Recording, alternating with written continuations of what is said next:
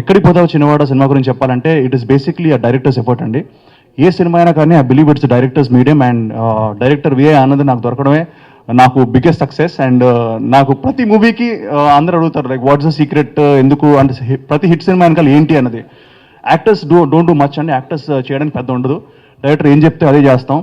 And అలాగే the whole team అండి, ఇక్కడ మేము పోస్టర్ మీద we put the entire teams pictures, ఎందుకంటే they are the real heroes అండి. నేను, హెబా అండ్ నందిత మేమందరం మీకు ముందు కనిపించిన వెనకాల ఉన్న మా ఎడిటర్, మా కెమెరామెన్, మా హోల్ మా టీమ్, మా ప్రొడ్యూసర్, వీళ్ళందరికీ థ్యాంక్స్ చెప్పాలి. So this is their success. Cinema ఎంత పెద్ద హిట్ అవన్నీ పక్కన పెడితే సినిమా హిట్ అయింది మాత్రం వీళ్ళ వల్లే. అండ్ దెర్ ఆర్ 2 reasons అండి when a person is happy.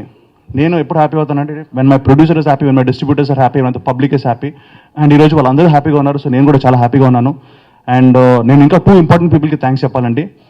That is Suresh Babu గారు అండ్ దిల్ రాజు గారు. ఎందుకంటే డిమానిటైజేషన్ టైంలో సినిమాలు రిలీజ్ అవ్వడం చాలా కష్టంగా ఉన్నప్పుడు, సినిమాలు రిలీజ్ అవుతాయా లేదా అన్న టైంలో చాలామంది మీరు సినిమా పోస్ట్పోన్ చేసుకుంటే బెటర్ అని చెప్తున్న టైంలో దిల్ రాజు గారు కేమ్ ఫార్వర్డ్ అండ్ మాకు నైజాంలో మొత్తం థియేటర్స్ ఆయన ఇచ్చి he help us a lot.